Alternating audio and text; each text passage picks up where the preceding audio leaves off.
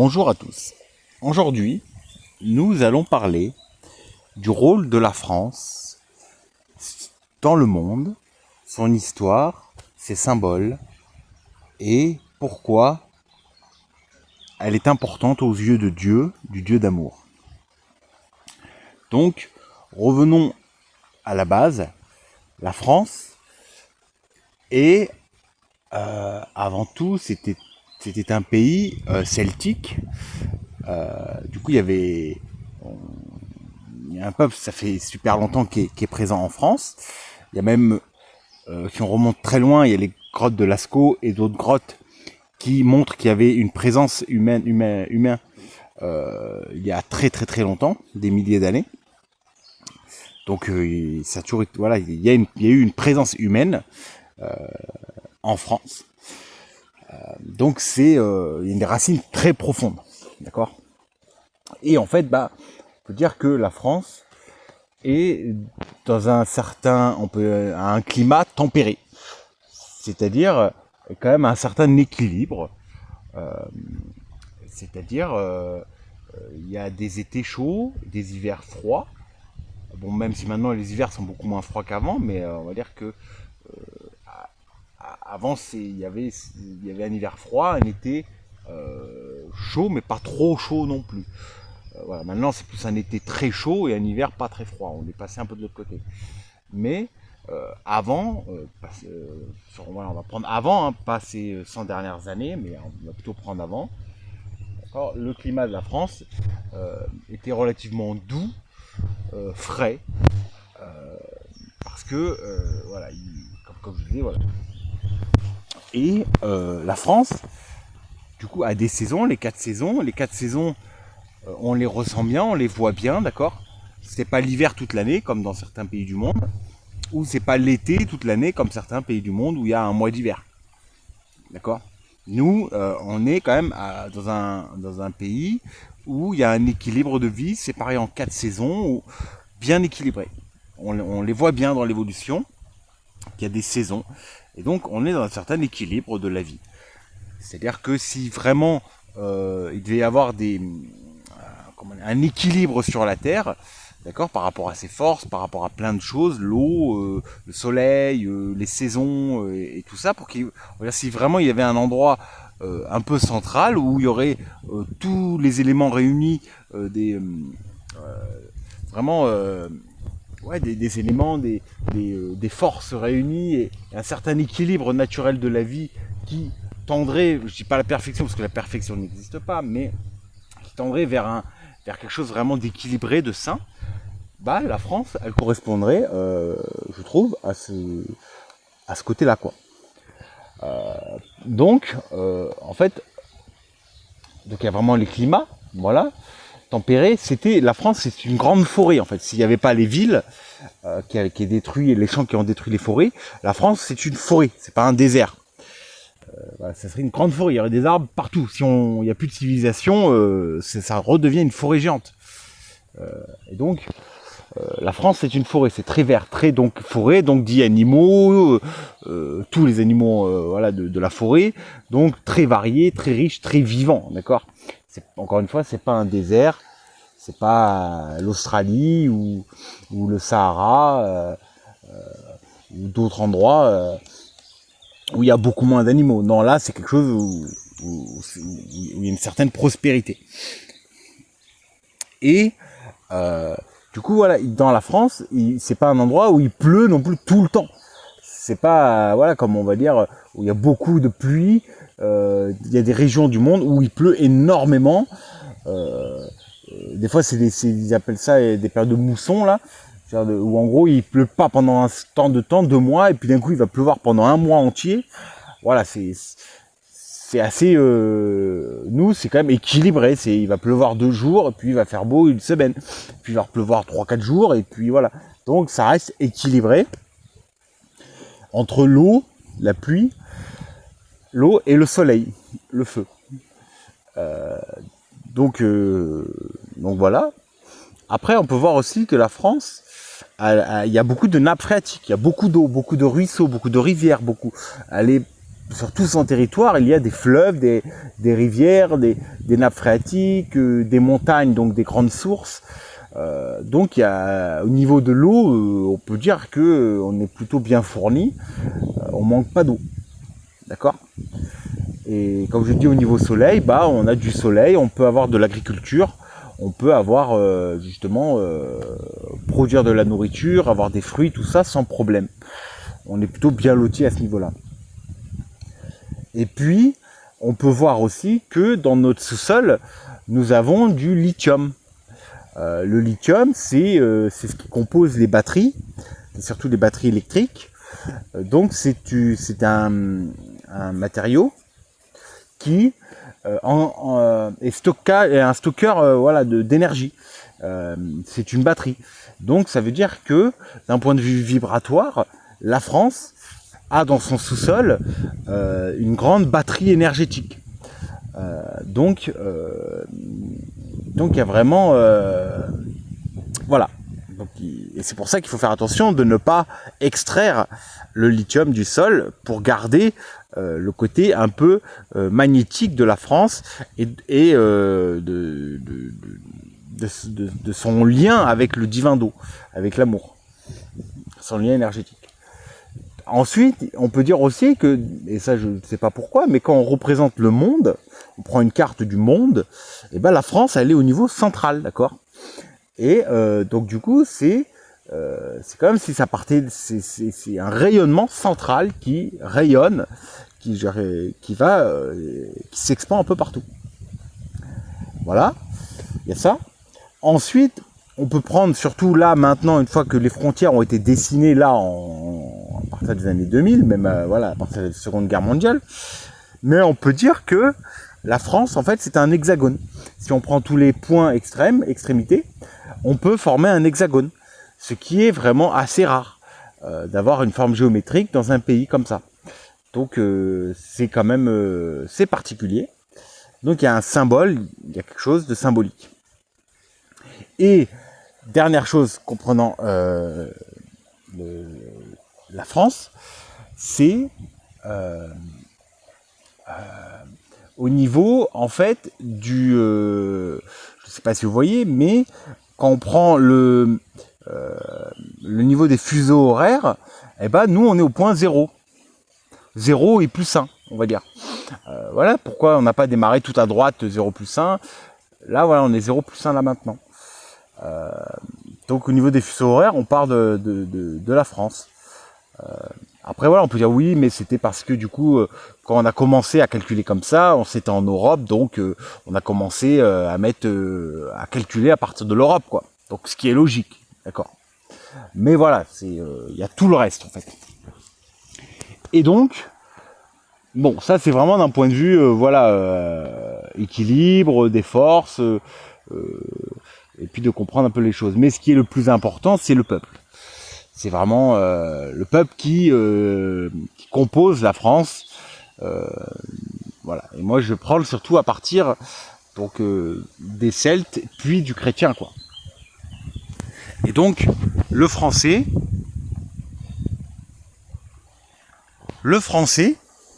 avant, était celte. Il y avait plusieurs tribus celtes.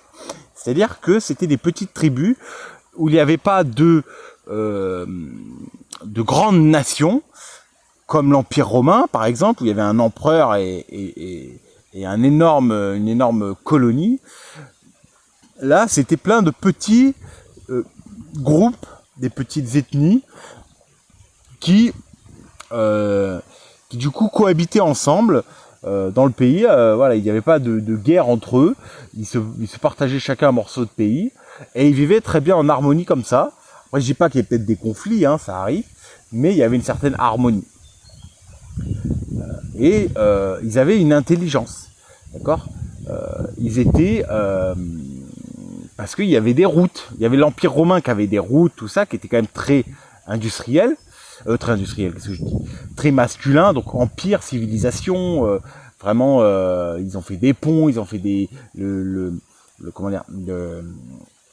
stades, le stade là pour les gladiateurs et tout, donc du pain et des jeux.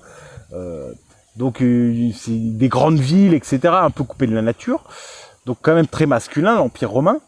Mais on peut voir que l'Empire celte, il y avait des routes aussi, il y avait du commerce, mais c'était très féminin. C'est-à-dire eux, leur cité, leur village, il était totalement dans la forêt,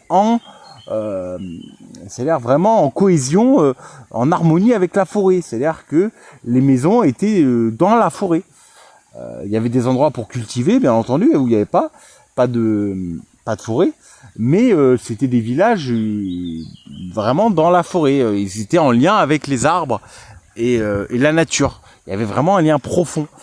Et d'ailleurs, leur maison, c'était avec des matériaux recyclables, vivants. Des choses un peu plus... parce qu'après, on utilisait la pierre, mais le bois, c'est plus vivant, et c'est plus... comment dire... c'est sûr, ça dure moins dans le temps, mais déjà il y en a partout du bois, et puis ouais, c'est plus vivant. Je sais pas, il y a bon, enfin bref, voilà, chacun sa vision. Mais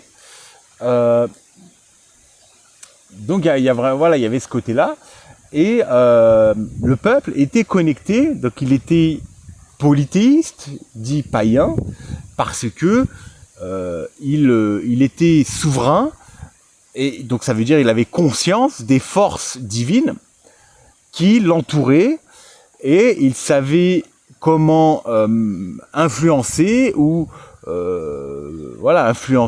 comment essayer de diriger ces forces divines pour améliorer son quotidien, améliorer sa récolte, améliorer ci, améliorer ça.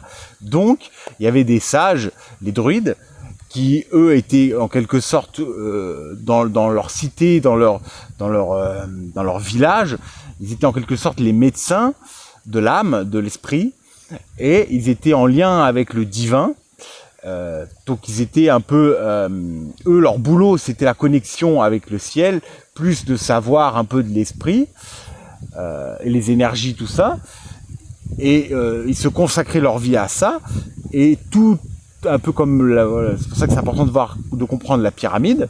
Et en fait, eux, ces sages-là, ces druides, ils étaient nourris par le peuple, et le sage, lui, nourrissait le peuple aussi.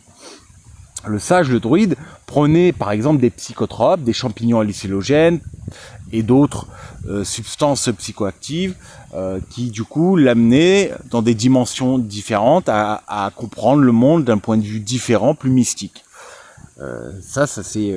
voilà, on peut vérifier que souvent les druides, tout ça, avaient des connexions, ou les chamans, tout ça, avaient des connexions avec une dimension supérieure, et que tout à chacun ne faisait pas, et après retransmettait le savoir, les connaissances, le message divin au village entier, voire au peuple.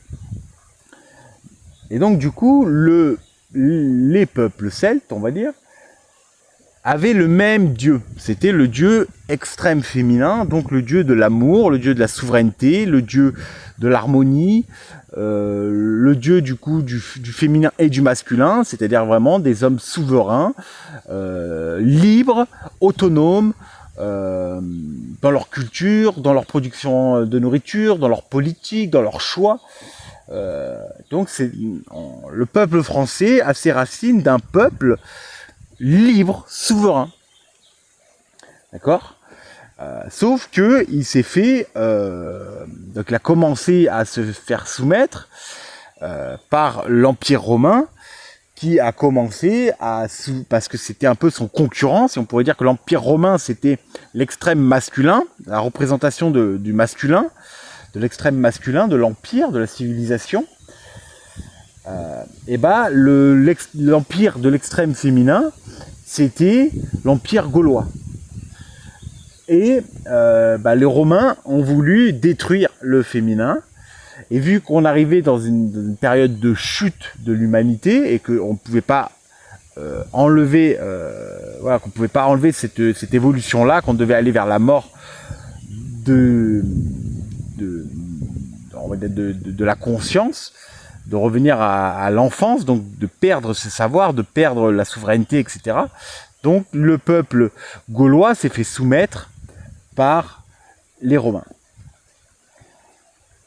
Et donc petit à petit, on a forcé le peuple gaulois à commercer avec les Romains, alors qu'avant il y avait quelque chose, mais c'était beaucoup plus équilibré et sain entre les deux empires, pas les deux empires, mais les deux civilisations.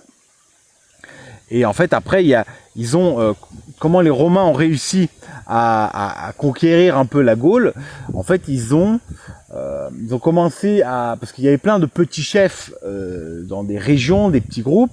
Donc, ils ont commencé à vendre du vin aux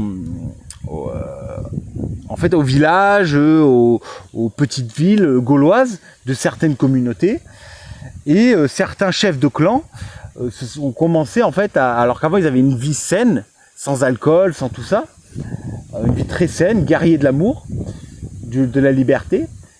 Et donc en fait en buvant du vin, ils ont commencé à aller dans l'ivresse, dans la sexualité un peu plus ouverte, donc moins de spirituel, parce que l'alcool ça amène vers la lourdeur, vers quelque chose de plus lourd, de matériel. Alors, par exemple, la weed amène plus vers le spirituel. Mais là, du coup, ils ont vendu de l'alcool, du vin aux Gaulois pour qu'ils boivent, pour qu'un certain groupe de Gaulois fasse la guerre aux autres groupes de Gaulois qui, eux, ne buvaient pas. Donc, ils ont commencé à diviser le peuple gaulois pour qu'ils s'entretuent entre eux. Donc, c'est comme ça qu'ils ont réussi un peu à casser la civilisation gauloise qui était reliée au dieu d'amour. Mais il y avait quand même un fond vraiment puissant de cette connexion au Dieu d'amour et cette droiture, cette liberté, cette fierté de la liberté. Voilà. Et du coup, après est arrivé donc l'Empire romain, et avec donc l'Empire romain s'est approprié le christianisme. Du coup. Et parce qu'ils ont vu que c'était une force réelle, donc au début ils l'ont nié, d'accord ? Ils l'ont nié en mode on va persécuter les chrétiens, ceux qui sont dans l'énergie de l'amour. Sauf que cette force créatrice d'amour, c'était une vague qui dure 2000 ans, qui monte et qui descend en 2000 ans. Et donc en fait, c'était plus fort qu'ils ne pouvaient pas contenir cette vague.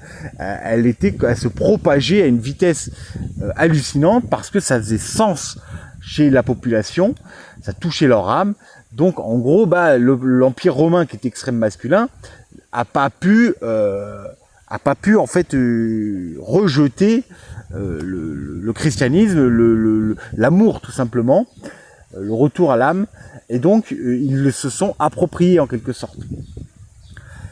Et donc il y a eu, parce que pour moi il y a eu une bonne période du christianisme, mais il y a eu aussi une mauvaise période, parce que au début ils ont essayé de soumettre le peuple celte, qui a été encore païen, au christianisme par la force, et alors que c'était le même Dieu, d'accord, c'était le même Dieu, mais du coup voilà, c'est là où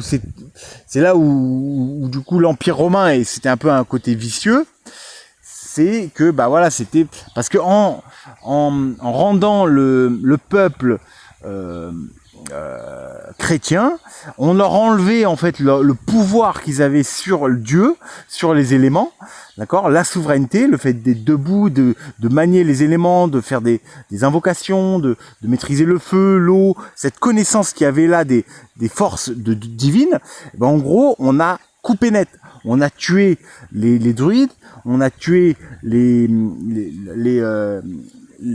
druidesses, dit les sorcières ou les sourcières qu'avaient cette connexion divine, parce que alors ils disaient l'excuse c'est soi-disant il faisait peur, mais c'est plutôt qu'ils voulaient soumettre le peuple à une volonté, à une hiérarchie au-dessus. C'est-à-dire rendre, au lieu que ça soit un peuple libre dans sa souveraineté et autonome politiquement et spirituellement, et le fait de le mettre chrétien, du coup on pouvait avoir une tête pensante qui était l'Église, et donc on pouvait maîtriser le peuple et contrôler le peuple. Donc il y a eu un début de contrôle du peuple qui s'est fait par ce côté-là. Mais après, l'Église, il y a du bon. C'est-à-dire ça n'a pas été que du mauvais, il y a eu des bons papes, il y a eu des bons évêques, parce que c'était l'énergie d'amour quand même, d'accord ? Donc la substance et puis le message du Christ, c'est l'amour. Donc on va dire ça restait dans le même Dieu, sinon le peuple n'aurait jamais accepté de changer de Dieu, d'accord ? Du tout au tout, on peut pas passer de l'harmonie, la beauté, la droiture, la connaissance de Dieu, tout ça, à être totalement à l'envers, la tête à l'envers. On peut pas. Il faut tout un processus d'involution qui amène la tête à l'envers, en fait. Un peuple qui est droit, qui a tout, on peut pas en une génération tout lui enlever, tu vois. Il faut la tuer, il faut éradiquer la population entièrement, prendre ses enfants et les manipuler à la limite. Là, en 2 générations, tu les transformes, mais voilà, va tuer tout un peuple, c'est pas possible. Donc c'est quelque chose qui se fait très très lent, c'est très long en fait, pour amener un peuple à l'autre côté, quoi. Surtout quand il est bien dans sa peau, droit, souverain, équilibré entre les forces masculines et féminines. Donc c'est un processus long.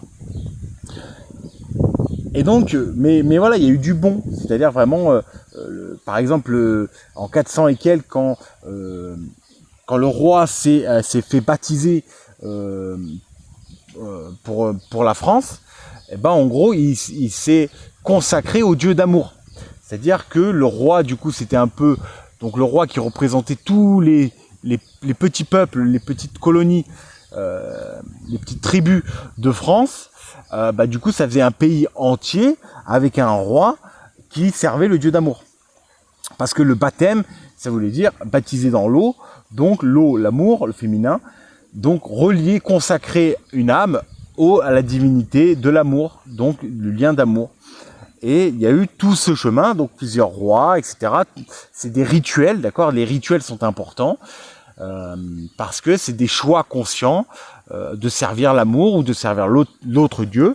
Mais quand on fait des rituels, on agit avec des forces autour de nous, on s'engage en conscience dans une direction, on fait des choix dans une direction. Donc c'est vraiment c'est des actes qui sont dans ce monde physique, mais dans un monde spirituel aussi. Et donc petit à petit, bon voilà, il y a eu tout le Moyen-Âge qui était pour moi un peu un âge d'or de la spiritualité. C'est-à-dire que le peuple était un peu... Bon, il y a eu des guerres, voilà, il y a toujours eu un peu de guerre, etc. Mais c'était pour défendre un peu l'amour, parce que le peuple de l'amour, comme n'importe qui est dans l'amour, se fait intimider par ceux qui sont dans l'extrême masculin, qui sont dans la domination. Donc il y a eu l'islam qui a voulu dominer les chrétiens, ensuite certains juifs qui étaient très masculins, extrême masculins, ont voulu aussi dominer et écraser le chrétien, donc l'amour. Et ils ont réussi petit à petit, mais ça on verra après. Et donc voilà, il y a eu plusieurs forces qui ont essayé d'attaquer les chrétiens. Et donc le chrétien s'est défendu, d'accord ? Après, le chrétien a eu aussi peur, il s'est un peu enfermé dans un certain dogme, d'accord, je l'accorde, en perdant son pouvoir sur les éléments. Il s'est enfermé dans un dogme un peu fermé, et ça a mené en fait à ce que la population devienne de plus en plus soumise, de plus en plus inconsciente, mais de plus en plus innocente et pure.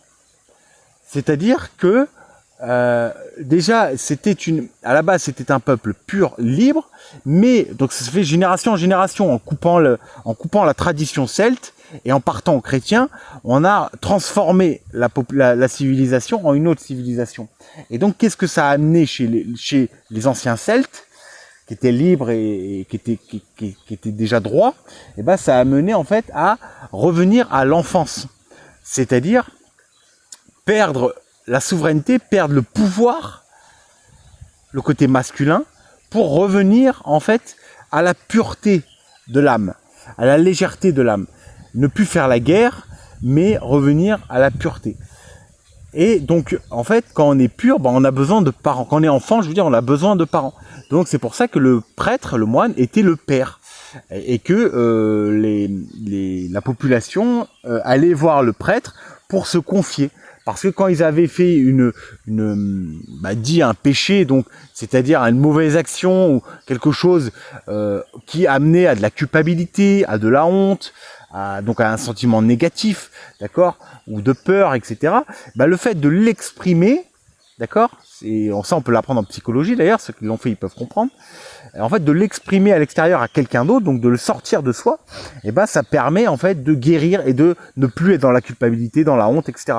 Donc, le fait d'aller se confesser, ça permettait de revenir à un état de pureté, donc c'est-à-dire de légèreté, d'instant présent, de présence, de conscience autour de soi, et donc de s'alléger l'esprit de culpabilité, de honte, etc.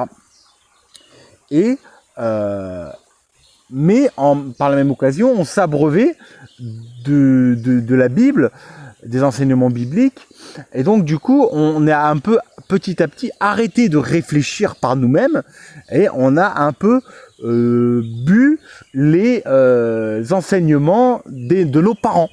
C'est-à-dire que les moines, etc., c'est comme s'ils étaient nos parents, et nous, on est devenus petit à petit enfants, et donc on est revenu vers une innocence, vers une pureté, à l'état originel, mais on a délégué notre pouvoir à une élite au-dessus de nous. C'est-à-dire aux moines, qui étaient des pères, aux rois, qui dirigeaient tout le pays, et aux nobles aussi, qui dirigeaient un peu les choses du village. Et donc, le peuple, il était heureux pendant longtemps, parce que il était pur, il était innocent, il était jovial, ça collait bien avec l'énergie du poisson, c'était très bien. Et puis, voilà, ils avaient ils n'avaient pas le confort matériel, mais ils avaient une spiritualité, une connexion divine très riche, et voilà, ils étaient surtout dans la joie ensemble, pureté, c'est-à-dire comme des enfants, c'est-à-dire ils étaient dans la joie ensemble, entre les gens, et donc il y avait cette pureté intérieure, et en même temps il y avait beaucoup de vergers, d'accord, c'est-à-dire que et puis ça je pense que c'est important d'y revenir, en fait il faut planter des arbres fruitiers partout, mais vraiment en abondance, qu'il y en ait même trop. Il faut qu'il y ait des arbres fruitiers par milliards en fait, et en fait, il y en avait partout avant des vergers. Ils ont été détruits après la Révolution française, d'accord. Et puis pendant les 2 guerres mondiales, il y a eu beaucoup de vergers qui ont été détruits. Il va savoir pourquoi, mais ça a rendu le peuple soumis. Ça a enlevé son autonomie alimentaire. C'est ce qui a été un peu fait.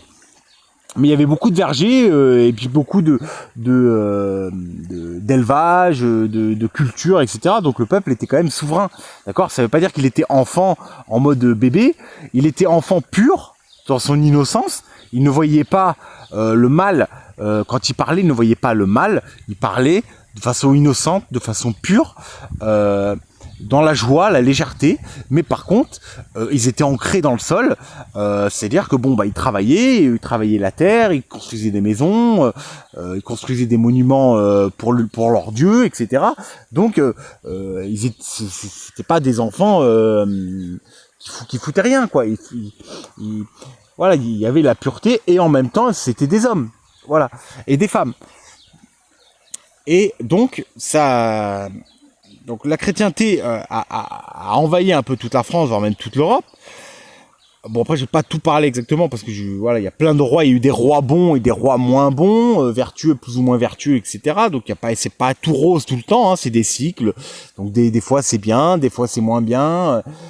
Donc, ça dépend aussi la personnalité et l'âme des rois, voir ce qu'ils ont évolué, ce qu'ils ont appris, comment ils ont appris les choses. Donc, il y a eu des moins bien, tout ça, mais le haut de la pyramide était quand même christique, était quand même le dieu d'amour. Et du coup, le symbole, le drapeau français, c'était un drapeau blanc, donc de la pureté, avec la croix de Jésus et le Sacré-Cœur, donc la puissance du cœur, donc de l'âme, d'accord? C'est-à-dire que la France était reliée à l'âme. Mais la France a été persécutée par les autres pays qui, eux, étaient moins dans l'âme, d'accord? Comme par exemple l'Angleterre. Surtout l'Angleterre, parce qu'en fait, pourquoi l'Angleterre? Parce qu'il y a eu une colonie romaine qui s'est installée en Angleterre, mais une vraie colonie, alors qu'en France, il n'y a pas eu de colonie. Ils ont envahi la France, ils ont soumis la France, d'accord? Mais le peuple, mais il n'y a pas eu de colonie. Alors qu'en Angleterre, ils ont fait une colonie. Et donc, en gros, la colonie romaine a petit à petit instauré sa nouvelle vision, son dieu, parmi la population. Donc ça, en 2000 ans, ils ont réussi à faire changer la population anglaise de l'autre dieu. À l'autre dieu. Mais même parce que l'anglais, à la base, il était bon aussi, c'était comme les Celtes, il était aussi dans l'amour. Sauf qu'il s'est fait attaquer beaucoup plus tôt que les Francs, que les Gaulois. Parce qu'il s'est fait envahir. Et surtout en 1666, donc c'est pas pour rien, 666, toute la ville, le vieux Londres, a brûlé. On va savoir pourquoi. Et en fait, juste après, qu'est-ce qu'il y a eu à la place du vieux Londres? Il y a eu le quartier de la finance. Donc voilà, symbolique, la finance, c'est la fin du monde de Dieu pour le monde de la finance, du carré, de l'argent, du pouvoir, de la domination. Voilà, c'est du non-sens, la finance. On n'est plus sur quelque chose de matériel, de concret, d'intelligent. On est sur du contrôle, voilà, par les intérêts, c'est-à-dire gagner de l'argent par des intérêts. Il n'y a plus de production, il y a plus de sens, il n'y a plus de valeur. D'accord? Ce sont des gens qui profitent des autres en fait. Donc c'est-à-dire qu'ils sont rien. Ils n'ont aucune expérience, aucune compétence. La seule chose qu'ils ont, c'était de l'argent. Et en le prêtant, ils gagnent encore de l'argent. Et donc, ils se nourrissent comme ça, ils vivent comme ça, ils influencent les autres comme ça. Mais eux, en fait, ils n'apportent rien. Aucune compétence, aucun savoir, rien du tout. Juste parce qu'ils avaient de l'argent. Donc, c'est pour ça, en 1666, il y a eu les banquiers qui ont commencé à prospérer en Angleterre. Et après, ça s'est propagé petit à petit en France et ailleurs. Mais vraiment, du coup, il y a eu, donc vite fait, mais tout le Moyen-Âge, ça a été donc plus ou moins en faisant des vagues. Hein, le monde, c'est pas linéaire, c'est une sinusoïdale. C'est vraiment des vagues. Et en fait, ça monte, ça descend, c'est des cycles comme ça, jour, nuit, jour, nuit, jour, nuit, jour, nuit. Et donc c'est plein de cycles comme ça qui font que le peuple a évolué. Et donc c'est pour ça qu'ils ont construit des grandes cathédrales, parce qu'ils avaient foi en Dieu. Cathédrale, c'est magnifique, c'est toute beauté. Ils ont vraiment, c'est pour ça que les villages sont magnifiques aussi. C'est pour ça que ils étaient travailleurs, mais en même temps dans le beau. Parce que voilà, franchement, moi j'ai un énorme respect pour les anciens. Ils ont construit notre pays, d'accord. Nous on n'a rien fait de nouveau. On va pas se mentir, nous on a tout, on a clé en main en fait. Hein. C'est pas nous qui avons construit notre pays, ce sont nos anciens. Et ils l'ont fait vraiment magnifique, quoi. Sur ça, j'ai rien à dire. C'est pas comme aux États-Unis où tout est rectiligne, carré, tu vois, où c'est pas en harmonie avec la nature. On voit bien que il y a moins de Dieu, il y a moins de beauté, il y a moins de divinité, d'amour en Amérique qu'en France, par exemple, quoi. Et donc il y a eu vraiment plein de rois. Donc je ne vais pas rentrer dans tous les détails de la France, mais il y a une grande prospérité au Moyen Âge. C'est pour ça qu'on parlait de la terre plate, parce que les gens étaient basés sur les sentiments. Ils faisaient l'expérience de la vie par les sentiments, par l'observation. Et ça se transmettait, il n'y avait pas l'école encore à cette époque. Et donc le savoir, pas le savoir, parce que le savoir c'est mental, mais la connaissance, qui est du coup liée à l'expérience, elle se transmettait de génération en génération. Par des histoires, par des mythes, par montrer son expérience, par exemple, ses connaissances. Et donc, tout ça, ça se transmettait. Et en fait, le peuple s'était totalement mis dans l'hémisphère créatif de son cerveau. Il n'était pas dans la rationalité, d'accord ? Il n'avait pas développé la rationalité, l'ego, le je suis plus fort que Dieu, la domination, les choses comme ça. Du coup, le peuple français, il n'avait pas ça. Il était dans l'âme, dans la sensibilité, l'amour, la fraternité, tout ça. Mais du coup, comme tout, il y a eu un âge d'or, puis une chute, hein, comme tout, une grande vague, un demi-cercle qui part du point zéro. Donc il faut un certain temps pour qu'il arrive midi, tout en haut du ciel, puis petit à petit, ça redescend au point zéro à minuit, par exemple. Et puis après, hop, il y a l'inverse dans l'obscurité, et puis on remonte après comme ça. Un demi-cercle, ça serait la journée du lever du soleil jusqu'au coucher du soleil, puis l'autre demi-cercle, ça serait la nuit. Mais on pourrait prendre que voilà, les 2000 ans du début, ça serait vraiment, il y a eu le début du cercle. Pendant 400 ans, 300 ans, ça a mis longtemps avant d'émerger l'énergie. Puis il y a eu arrivé, mais ça montait quand même crescendo. Puis arrivé à un pic au milieu où c'était le summum. Puis ça a commencé à chuter. La vertu, tout ça ont chuté, mais progressivement. Ça s'est pas fait en 2 minutes, quoi. Et surtout, en fait, pourquoi ça a chuté, parce qu'on peut le comprendre, parce que du coup, il y a eu donc donc le peuple juif, les sionistes, donc ceux qui ne sont pas convertis, parce que le peuple juif, qui avait du cœur, tout ça, ils se sont convertis au christianisme, d'accord ? Mais il y en a qui n'ont pas voulu, parce qu'ils voulaient garder leur pouvoir, ils voulaient garder le côté hyper masculin. Et donc ces gens-là ont colonisé un peu le monde, et donc donc le chrétien, lui, il cherche pas le pouvoir, il cherche pas la domination, il cherche pas l'argent. Et du coup, le juif qui n'était pas converti, lui, cherchait le pouvoir, l'argent et la domination. Et donc, il avait donc il avait plus de pouvoir, plus d'argent, plus de domination sur les autres. C'est pour ça que le juif était souvent mal vu par la population chrétienne, parce qu'il se faisait manipuler par les juifs. Parce qu'eux étaient dans le calcul, le mental, la manipulation. Et donc, une certaine catégorie du peuple juif, donc l'élite juive, on va dire, ceux qui sont dans l'extrême masculin juif, d'accord ? Et en gros, on cherchait à manipuler, à contrôler, à faire de l'argent facilement. Et donc, ils ont créé la banque, du coup, qui est prêter de l'argent. Donc ça a commencé petit comme ça, à stocker des biens, tout ça, et puis avoir de l'argent, à faire de l'argent sur le dos des autres, on va dire, sans procurer aucune valeur, juste en faisant coffre-fort. Puis du coup, ils ont vu qu'avec l'argent qu'ils avaient dans le coffre-fort, en fait, ils pouvaient, vu qu'ils dormaient cet argent, du coup, ils pouvaient le prêter, et en le prêtant, ils pouvaient se faire des sous, avec des intérêts. Donc c'est-à-dire, ils gagnaient de l'argent en prenant l'argent, les biens, l'or des gens, pour le stocker en sécurité, d'accord ?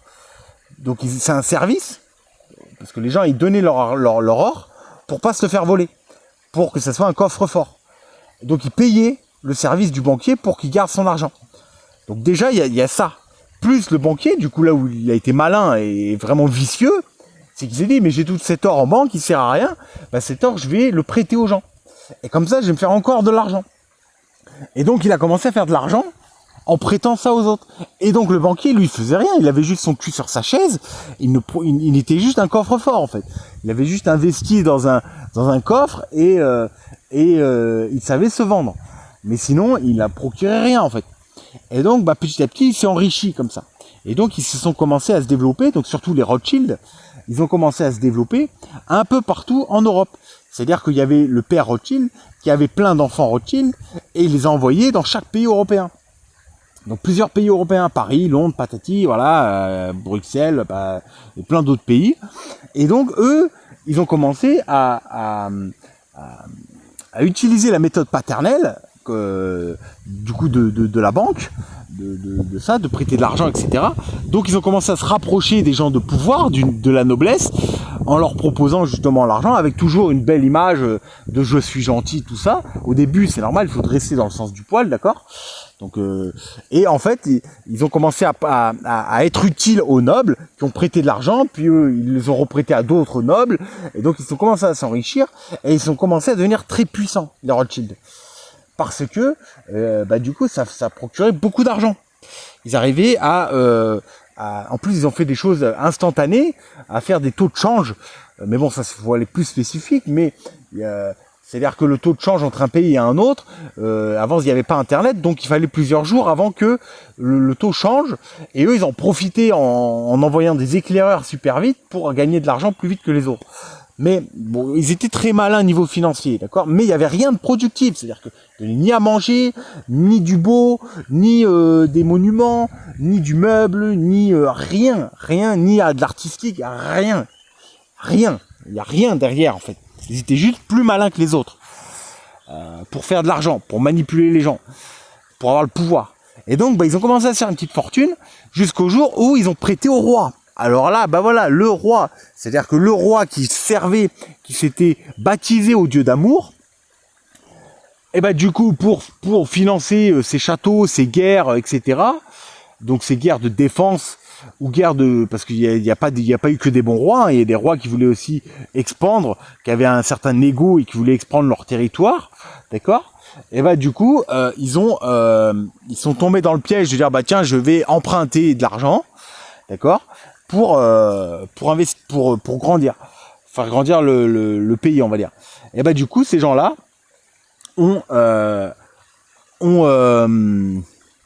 donc le roi a commencé à se soumettre entre guillemets à cette élite de l'argent.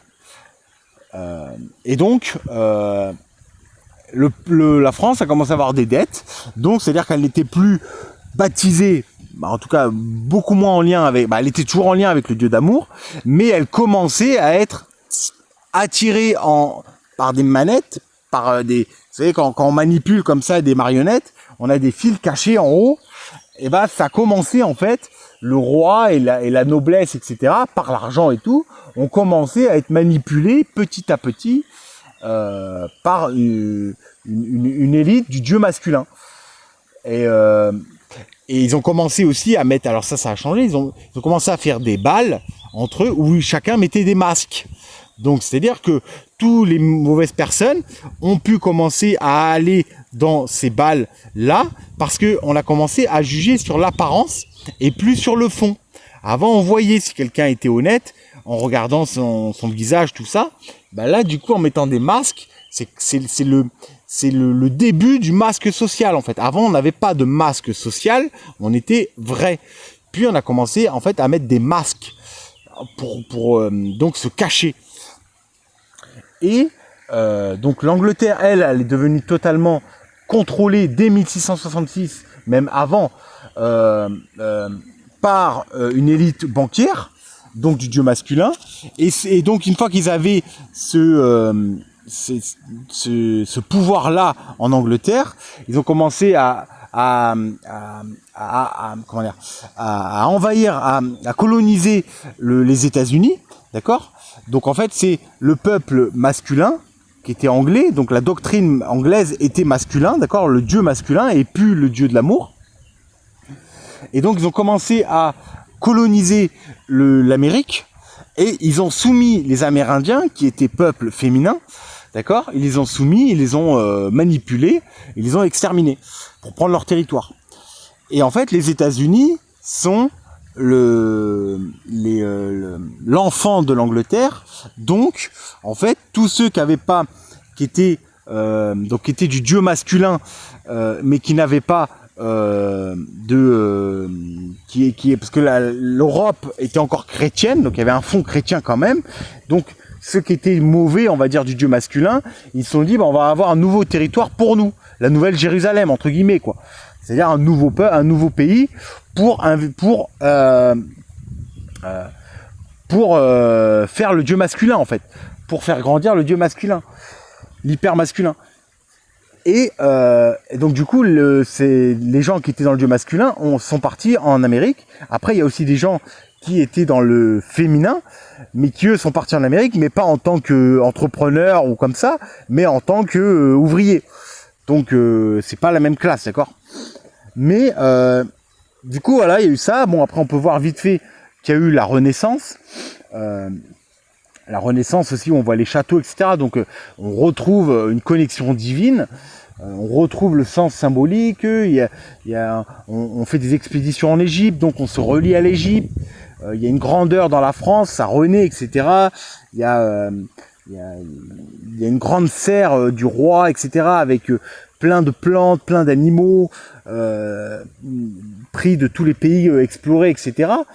Donc, et la France a fait des colonies dans le but de christianiser les gens, donc de dire le message d'amour, d'accord. Mais il y avait quand même, on va dire, un fond. Donc au début, c'était dans la bienveillance, l'amour, mais surtout, bon ça j'y suis pas encore, mais surtout 18e, tout ça, 19e siècle, l'élite a changé. L'élite a changé, j'en reviens tout à l'heure. Je vais plutôt parler des colonies plus tard. Donc du coup, bon voilà, la France a prospéré, etc. Et ils avaient le symbole du coq. Donc le coq, c'est un animal humble, d'accord. C'est pas l'aigle ou le lion. Et en fait, c'est les deux pieds sur terre dans la boue, et ils chantent le lever du soleil.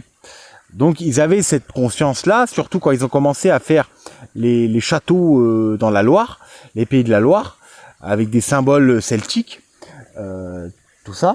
Et ben en fait ils avaient conscience, parce qu'il y avait des initiés quand même, des initiés du dieu d'amour, hein, donc le haut de la pyramide, et il y avait des gens qui étaient initiés quand même, et qui initiaient le peuple derrière, qui distillaient par les monuments, par leur savoir, le peuple.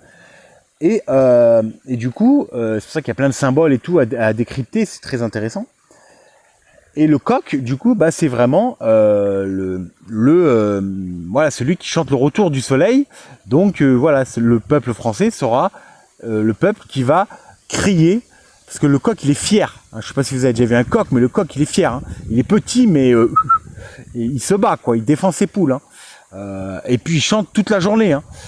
Moi j'avais un coq, hein, et franchement il a chanté. Il était vraiment, voilà, il s'impose le coq. Hein.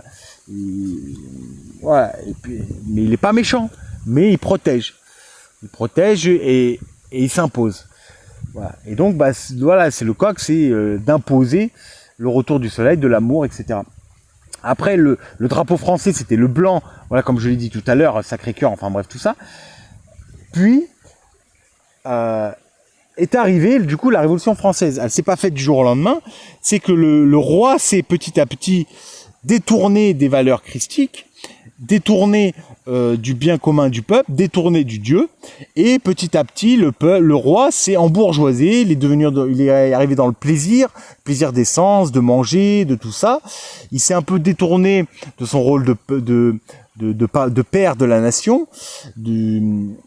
d'humilité surtout, parce que voilà, ça faisait déjà plus de 1000 ans qu'il y avait des rois en France, donc pour eux c'était indémodable, ça ne pouvait pas changer, donc ils ont pris un peu à la légère. Ils étaient toujours dans le dieu d'amour, d'accord, mais un peu moins investis. Et donc c'est arrivé que le peuple, lui, vu qu'il y avait une certaine élite bourgeoise qui maintenait des entreprises de production de nourriture, de tout ça, et ben en gros, il y a eu comme une sorte de crise du pain, de la farine, c'est devenu plus cher, et donc petit à petit, le peuple a été en colère, plus s'est fait manipuler par les influenceurs de l'époque, qui du coup, donc des gens qui voulaient changer de Dieu, qui voulaient passer au masculin et quitter le féminin. Donc il y a eu une certaine élite qui ont manipulé le peuple, surtout des villes, d'accord, qui du coup, quand tu es dans ville, tu es moins connecté au dieu féminin. Quand tu es dans la campagne, tu es plus connecté au dieu féminin, parce que tu es en harmonie avec la nature. Et puis t'as plus de temps pour être en lien avec ton âme, t'as moins de bruit, t'es moins dans l'apparence parce que t'es plus authentique, parce que tu connais plus les gens autour de toi, t'es plus vrai, t'as plus de temps. Donc en campagne, voilà, c'est plus sincère, c'est plus l'âme, etc. En ville, t'es obligé de mettre un masque social, apparence, t'as plein de gens inconnus. Donc les gens en ville voilà, ils se déconnectaient petit à petit du dieu féminin, entre guillemets. Et en fait, c'est les gens de la ville, surtout Paris, d'accord, parce que c'est Paris qui a fait la révolution, d'accord. Et en fait, ils ont manipulé le peuple parisien parce qu'ils n'étaient pas contents, et ils leur ont dit voilà, vous pouvez devenir des rois, vous pouvez avoir le confort comme le roi. Il vous prend pour un con. Nous, on vous propose quelque chose où vous serez vous-même les rois, et où vous serez vous-même mieux que le roi, que vous pourrez contrôler vos vies. Donc, ils auront vendu du rêve. Et le peuple a accepté et s'est révolté. Et du coup, ils ont fini par couper la tête du roi, de renverser la monarchie. Mais en gros, la symbolique de couper la tête du roi, c'est en gros couper la tête de la pyramide, c'est-à-dire couper le haut de la pyramide qui est relié au dieu de l'amour. Et à la place, même si ça s'est pas fait du jour au lendemain et qu'il y a eu plusieurs retours à la monarchie et revenir à la République, mais revenir à la monarchie, genre, parce qu'ils ont vu que ça marchait pas, que c'était, voilà, ça n'a pas été, le changement n'a pas été de suite, mais du coup il y a eu l'élite. Donc les premiers échelons de la pyramide d'en haut, donc qui est le roi, les nobles, le clergé, eux, qui distillaient le savoir au peuple, donc le tiers-état, mais les artisans, les paysans, les agriculteurs, les artistes, tout ça, et en gros, on a coupé la tête de ces gens-là, on les a virés, on les a intimidés, on les a soumis, d'accord, et on a mis à la place une élite dans le pouvoir, une élite de domination, une élite méchante en fait, une élite qui n'était plus dans le dieu de l'amour, mais une élite qui était dans le dieu masculin, de la domination, sous apparence de la démocratie et de la liberté individuelle. Sauf que, faut voir les faits, d'accord. Qu'est-ce qu'il y a eu juste après la Révolution française? Il y a eu l'industrialisation, les usines. Et en fait, qu'est-ce qui s'est passé? C'est que, du coup, avant, dans chaque paysan, chaque être humain avait un lopin de terre attribué gratuitement par la mairie, entre guillemets, pas par la mairie, mais par le chef du village, d'accord. Il n'y avait pas de propriété forcément privé, il y avait des propriétés privées, c'était sa maison, mais du coup il y avait des terres qui étaient attribuées au peuple en fait, gratuitement, pour qu'ils cultivent, pour qu'ils soient souverains en fait. Sauf que après la Seconde Guerre mondiale, qu'est-ce que je dis, Seconde Guerre mondiale, on n'y est pas encore. Après la Révolution française, ils ont privatisé. C'est-à-dire que des gens riches ont racheté ça et ont dit maintenant ces terres-là qui vous étaient gratuites deviennent privées. Donc du coup, vous ne pouvez plus cultiver. Donc le peuple qui ne pouvait plus cultiver ne pouvait plus nourrir sa famille. Donc qu'est-ce qu'ils ont fait? Et juste à côté, ces gens-là ont construit, donc les mauvaises personnes ont construit des usines. Et du coup, ils ont coupé la souveraineté du peuple pour que le peuple se soumette et accepte de travailler dans les usines, qui est du coup horrible. Parce que travailler dans une usine, c'est tuer son âme, c'est tuer sa sensibilité, tuer son côté féminin en fait. C'est se sacrifier, d'accord. Et donc le peuple n'avait pas le choix. Et en plus, ils avaient une certaine culpabilité d'avoir entre guillemets tué la tête du roi. Et donc du coup, en gros, voilà, on accepte les conséquences de nos actes. Et donc on accepte d'aller se soumettre et d'aller gagner notre pain dans les usines. Donc en gros, ça a quand même plus d'un siècle d'usines, d'accord, qui ont décervelé la population française. Les hommes, surtout, mais même les femmes et même les enfants. Et donc en gros, ça a totalement dénaturé, ça a totalement changé l'esprit du français.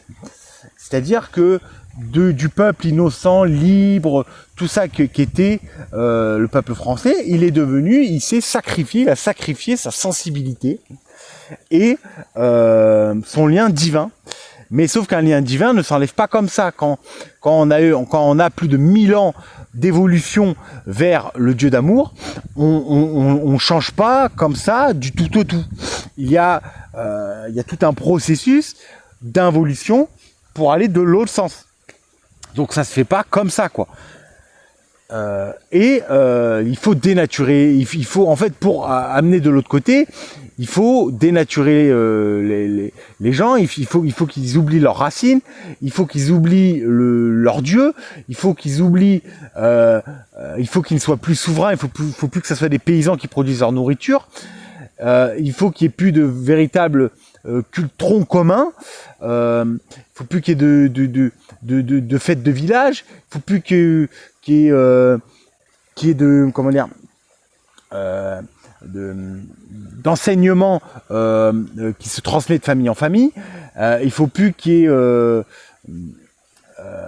qu'il y ait d'amour, et carrément même l'extrême, et on y est. Il faut plus, mais ça c'est vraiment l'extrême, il faut plus qu'on sache si on est un homme ou une femme. Voilà, une fois qu'on a tout détruit, Dieu, la famille, la souveraineté, les valeurs, tout, il manque plus qu'à détruire le genre, en fait, de savoir si on est un garçon ou une fille. Voilà. Et là, à partir de là, bon bah là, il y a plus d'humain, quoi. Il y a plus d'esprit libre et critique. Parce qu'une fois qu'on ne sait plus si on est un garçon ou une fille, on peut plus rien construire derrière, au-dessus. Toute sa vie, on va se poser la question, on ne saura jamais si on sera un garçon ou une fille, surtout si on fait des opérations et qu'on nous dit que oui, c'est d'accord. Toute sa vie, on va militanter pour protéger les transgenres ou etc. On va se battre toute sa vie pour cette cause-là, et on va oublier tout le reste, en fait. On sera nombriliste, et on oubliera toutes les valeurs et les choses essentielles. Et donc voilà, mais ça je vais faire un audio là-dessus, spécifiquement sur le wokisme et sur la dysphorie de genre. Mais revenons à nos moutons, revenons à l'essentiel au début. Donc il y a eu les usines, ça a détruit la sensibilité, l'amour. L'homme, du coup, lui, c'est de plus en plus aller vers les usines, de plus en plus... Du coup, en fait, les gens qui étaient dans l'amour se sont fait de plus en plus persécuter. C'est-à-dire que on a, de cette innocence joviale entre tous, on a commencé à se renfermer un peu sur soi, à être de plus en plus méfiant. Et donc, petit à petit, l'homme a été dans un extrême masculin mental, et s'est petit à petit coupé un peu de sa sensibilité, de ses émotions, de ses sentiments, etc. Et la femme s'est coupée du monde masculin, du monde d'aller vers l'extérieur, et elle a été vers l'intérieur, où elle est restée à la maison pour faire à manger, pour s'occuper de sa famille. Donc elle a été vers la féminité extrême, la sensibilité, tout ça, c'est-à-dire se sacrifier pour le bien de sa famille. Donc c'est le sacrifice pour l'amour, pour les autres. Donc la femme vers le féminin, l'homme vers le masculin. L'homme a sacrifié sa vie intérieure, et la femme a sacrifié la vie extérieure. Donc il y a eu cet étirement là, les deux, mais les deux ensemble faisaient un tronc commun, le yin et le yang, et donc faisaient une famille équilibrée. Donc ça tenait toujours. Mais on allait quand même dans les extrêmes. Et du coup, le monde des hommes a commencé, en fait, par les journaux, etc., donc par l'influence, ils ont commencé et surtout la science est arrivée, et donc on a commencé à rejeter Dieu. Déjà dès avant, on avait coupé Dieu de la religion, donc l'église de la tête de l'État. Puis à la place que ça soit les moines qui enseignent, c'était les écoles. Et les écoles, en fait, qui c'est qui a écrit les bouquins de l'école pour enseigner aux enfants? Ce sont l'élite du Dieu masculin. D'accord? Donc c'est pas la vraie histoire. Par exemple, on n'a pas enseigné la vraie histoire. En fait, ce sont les vainqueurs, donc ce sont l'élite dominante masculine qui ont choisi qu'est-ce qu'on enseignait à l'école. C'est pas l'élite féminine qui s'est fait soumettre, qui s'est fait écraser, voire tuer, qui dit la vérité. Parce que c'est le plus fort qui écrit. C'est le plus fort qui a gagné. C'est pas le vainqueur. C'est le vainqueur qui écrit l'histoire et pas celui qui s'est fait soumettre. Et là, c'est le vainqueur, c'est du coup l'élite masculine, mentale, etc., qui a écrit l'histoire. Donc ils ont menti sur l'Égypte, ils ont inversé l'histoire avec l'Égypte, ils ont menti sur le peuple, sur les rois, etc., pour qu'on dénigre notre passé et pour que du coup on soit vraiment manipulable et à fond dans la démocratie et la République.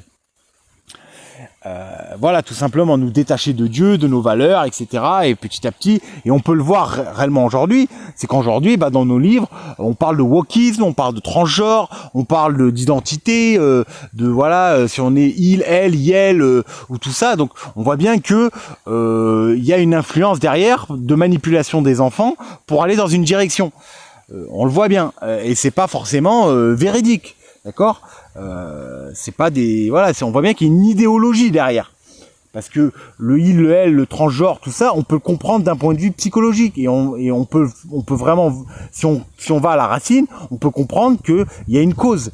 C'est la transgenre ou le dysphorie de genre, c'est qu'un symptôme, mais il y a une cause profonde psychologique qu'on peut expliquer. Mais ça, ils vont pas le mettre en avant. Non, eux, ils veulent cette idéologie-là, que les gens soient totalement à l'envers, qu'ils ne savent plus rien en fait, qu'ils soient totalement soumis, et totalement incultes, totalement inconscients en fait, qu'ils soient des esclaves, tout simplement. Et donc pour revenir, donc qui c'est qui a amené, donc on revient au 19e siècle, même au 20e siècle, d'accord, qui c'est qui a amené les guerres mondiales? C'est vraiment le massacre, vraiment un grand massacre, des trucs vraiment horribles, c'est des guerres qui ont duré super longtemps, qui étaient inhumaines, qui est franchement dégueulasse. C'est la République, c'est l'élite de la France, donc, qui était du dieu masculin. Et donc le peuple, lui, qui était encore féminin, il l'a quand même combattu, mais parce que c'est le peuple qui a été se battre. Mais le peuple s'est fait traumatiser des années, parce qu'une guerre, ça dure pas des années, d'accord. Il y avait, on dit la guerre de 100 ans, mais c'était pas une guerre qui durait 100 ans, c'était une pression qui était là pendant 100 ans. Mais les hommes, ils combattaient pas pendant 100 ans, d'accord. Il y avait une pression, c'était une intimidation, d'accord. Mais c'était pas un truc qui a duré 100 ans physiquement. Là, une guerre qui dure 14-18, qui dure 4 ans, c'est énorme. Puis avant, il y a eu la guerre de Napoléon aussi, qui a bien massacré le peuple aussi. Et parce que Napoléon, il a amené le peuple français, donc les hommes français, il les a amenés jusqu'en Russie pour, en fait, le peuple qui était fier, tout ça, donc le peuple français, il était fier, il voulait, tu vois, il avait une mission divine, donc il voulait faire quelque chose, il voulait défendre la liberté individuelle, donc il avait pour lui, il avait un rôle divin à faire, donc il s'est fait amener par Napoléon pour renverser le tsar, etc. Sauf que Napoléon, qu'est-ce qu'il a fait? Il a amené son peuple à la mort, à un hiver glacial, et le peuple, il est mort sur le chemin. Donc Napoléon a tué son peuple, a tué les hommes français.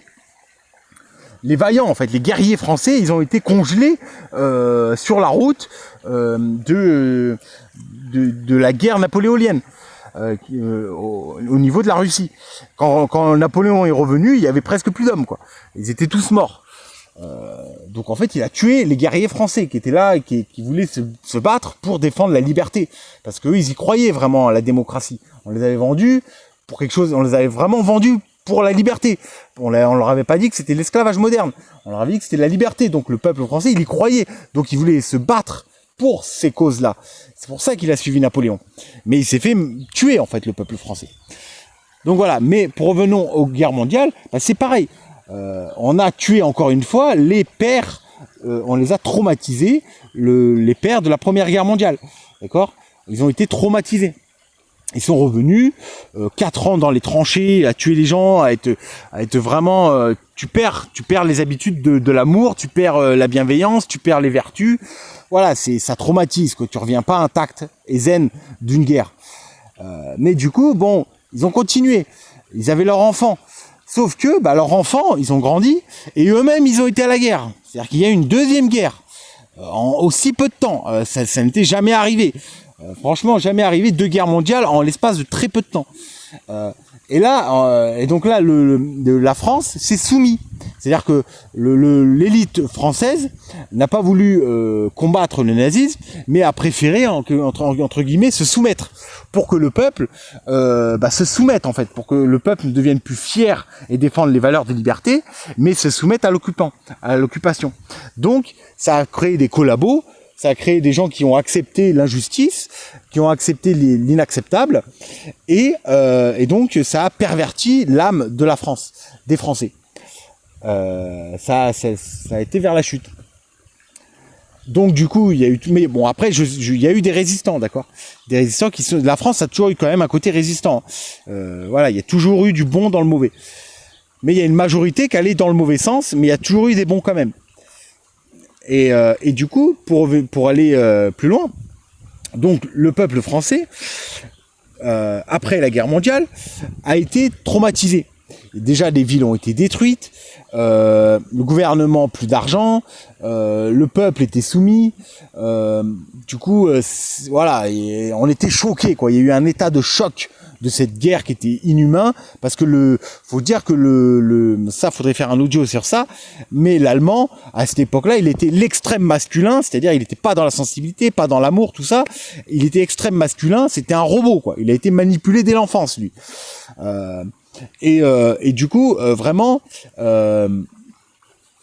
extrême masculin, et vraiment très carré, très strict. Donc c'était vraiment, ça a été une période très dure à vivre. Voilà, très dur à vivre. Mais on va dire que, comme toute chose, quand on tire dans un extrême, donc l'extrême masculin, d'accord, une guerre, la peur, etc., la peur de mourir, la peur la peur de mourir, la peur de tout perdre, etc., etc. Parce qu'il y en a qui ont tout perdu, hein. Là, quand tu perds tout, du coup, tu perds tout bien matériel et tu reviens à ta vie, quoi, à l'essentiel, l'âme, ta vie. Et ben, du coup, après la guerre, il y a eu comme un réveil. C'est-à-dire, dans nos âmes, on disait, on veut plus ça, d'accord? On ne veut plus ça. Donc, il y a eu un retour à l'amour.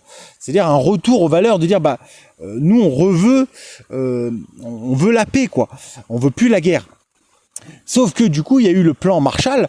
C'est-à-dire que les États-Unis ont influencé la France et d'autres pays européens en leur prêtant de l'argent, mais en leur prêtant pour reconstruire, mais en leur prêtant aussi, en leur envoyant les tracteurs, les biens industriels, les biens matériels, les lave-linges, les ci, les là, au peuple français qui lui n'en avait pas besoin. Il travaillait la terre avec ses mains, avec les bœufs. Il était très manuel. Il n'était pas, voilà, il n'avait pas besoin de pétrole à cette époque-là. Tout se faisait manuellement. Ils étaient libres. Tu vois, ils n'étaient pas dépendants d'une autre nation pour vivre. Ils vivaient très bien, librement, avec les bœufs, les animaux, les chevaux, etc. Même les voitures, c'était des chevaux. Donc ils étaient libres, d'accord. Il y avait toute une civilisation derrière, mais libre, digne, droite, d'accord. Et ils avaient, voilà, ils faisaient du pain et du fromage, de la viande, voilà. C'était très riche, d'accord. Il y avait de la musique, il y avait des bals, il y avait la musique classique, il y avait des peintres, des artistes, il y avait les tziganes qui eux allaient de ville en ville et ils ramenaient un peu, c'était un peu le cirque ambulant. Bon, il n'y a pas tous les tziganes, mais une partie. Du coup, parce qu'il y en a, c'était des voleurs de poules aussi, mais bon, c'était pas méchant dans le fond, mais parce qu'ils apportent autre chose. Je ferai un audio aussi sur ça, parce que c'est important, le nomadisme. Mais vraiment, donc, ouais, il y avait vraiment cette essence de renouveau. Là, donc après la guerre, parce que là j'ai un peu perdu le fil, je parlais des tziganes, tout ça d'avant, donc qui était un peu quand le peuple français était encore connecté à l'amour et tout ça, un peu avant quand c'était la monarchie. Puis du coup après la seconde, c'est vrai que des fois je fais des ponts comme ça, mais quand du coup après la Seconde Guerre mondiale il y a eu le plan Marshall avec les financements, tout ça, du coup ça a en quelque sorte obligé les jeunes populations. Du coup, on a traumatisé les pères, etc. Mais on a obligé la jeune population à utiliser des tracteurs. Et parce qu'on disait, voilà, le pétrole, c'est pas cher, etc. Donc, on a vendu ça en tant que moderne. Donc, tout le monde, on a petit à petit abandonné les choses manuelles pour commencer à utiliser le pétrole et les choses et les choses industrielles. Donc il y a eu toute une révolution là, on a perdu la souveraineté, on est passé donc du coup du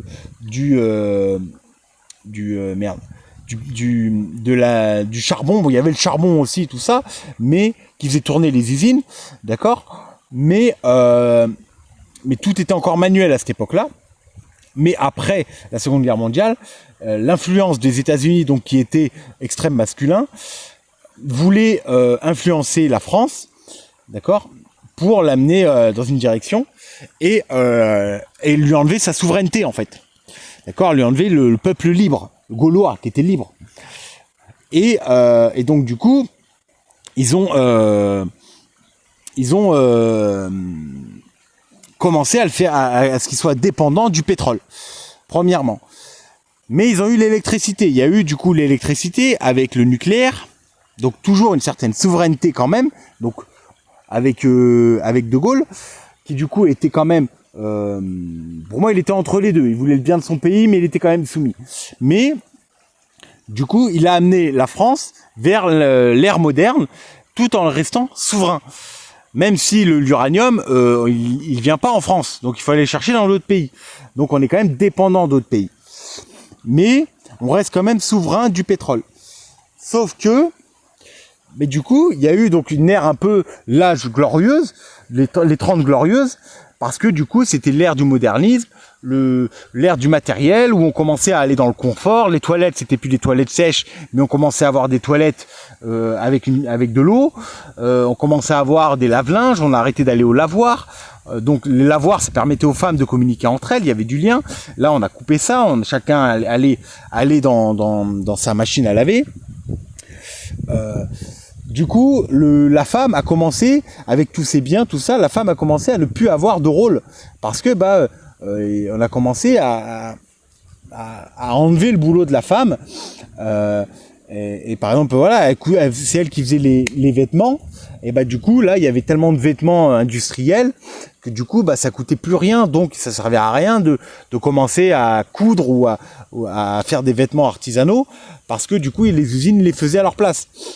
Et donc, il y a eu petit à petit, des femmes ont commencé à aller travailler. Et donc, les hommes... donc, il y a eu là un peu une évolution sociale. C'est-à-dire qu'avant, à l'époque, les hommes, quand ils sortaient des usines, ils travaillaient 40-45 heures par semaine.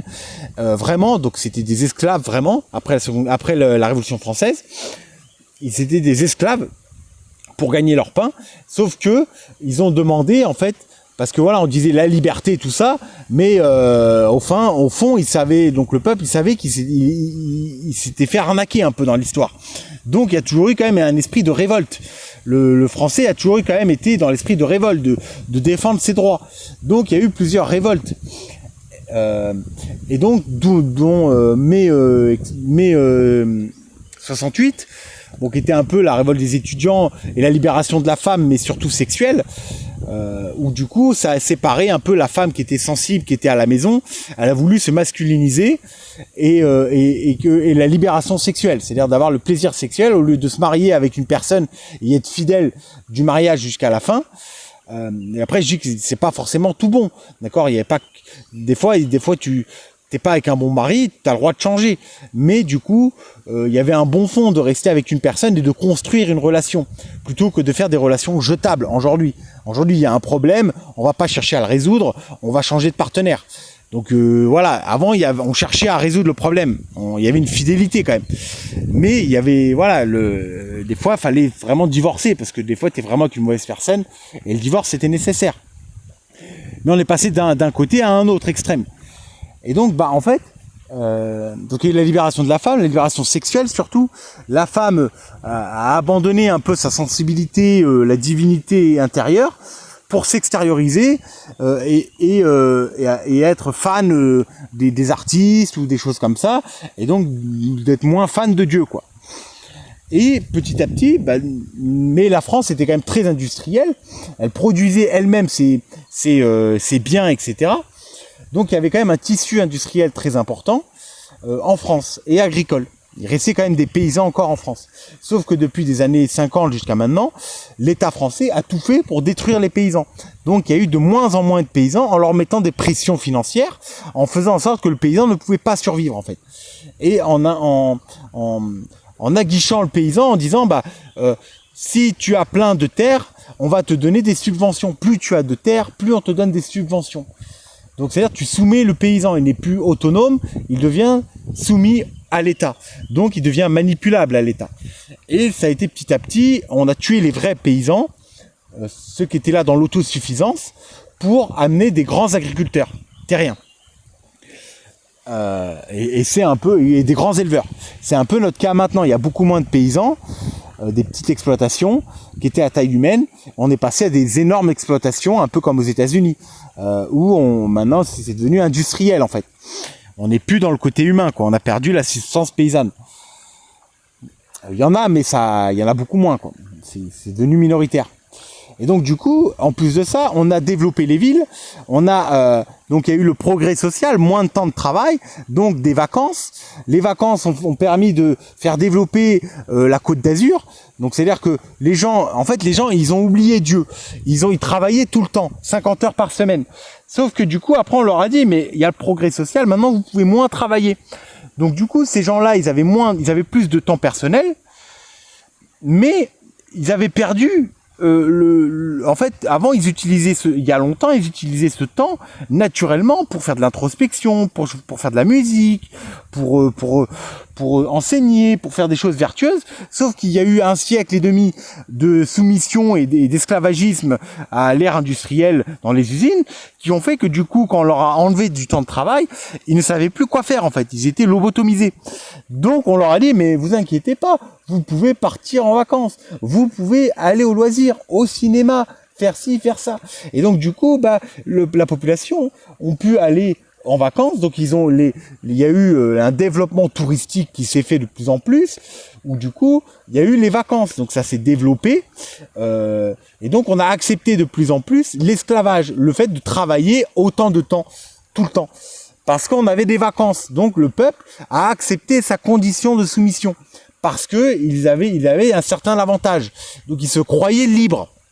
Le peuple s'est cru libre parce que il avait un peu de vacances, parce que il pouvait acheter sa nourriture, parce qu'il pouvait aller au cinéma et aller dans ses loisirs.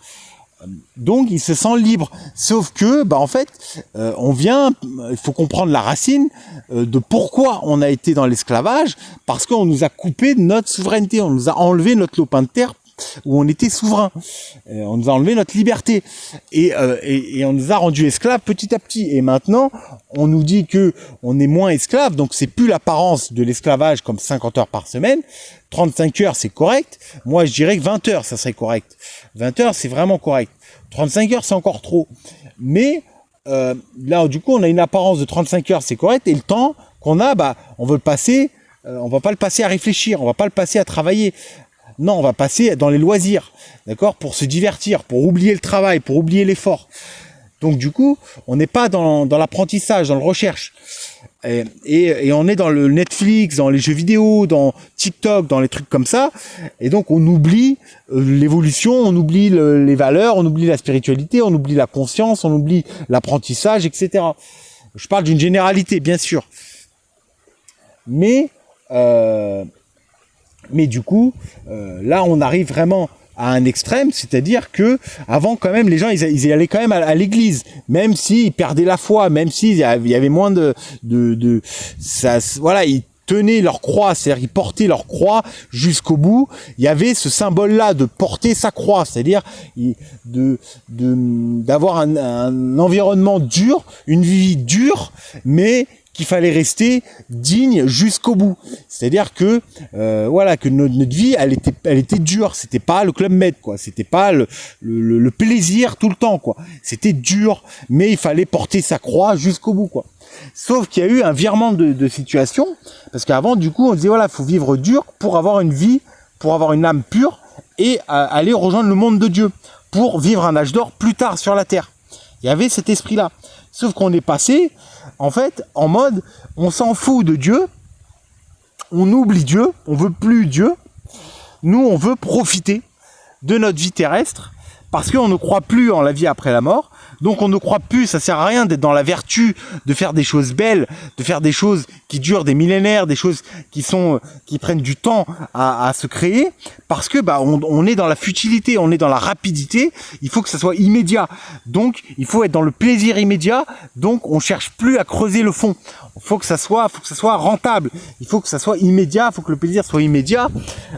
Même quelqu'un qui va éduquer, qui va faire par exemple des vidéos sur YouTube sur tel ou tel sujet, ils vont pas approfondir, ils vont pas expérimenter la chose, ils vont aller sur Wikipédia ou sur les choses ils vont lire certains livres et ils vont tirer un certain enseignement et ils vont vous le redonner sur YouTube en faisant des vidéos.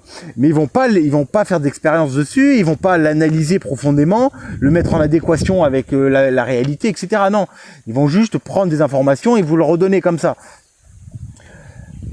Donc du coup, on perd la profondeur et donc l'élite masculine a tout fait en sorte que ils ont créé donc l'athéisme, la science, pour nous faire douter de Dieu, nous faire même de dire qu'il n'y avait plus de Dieu.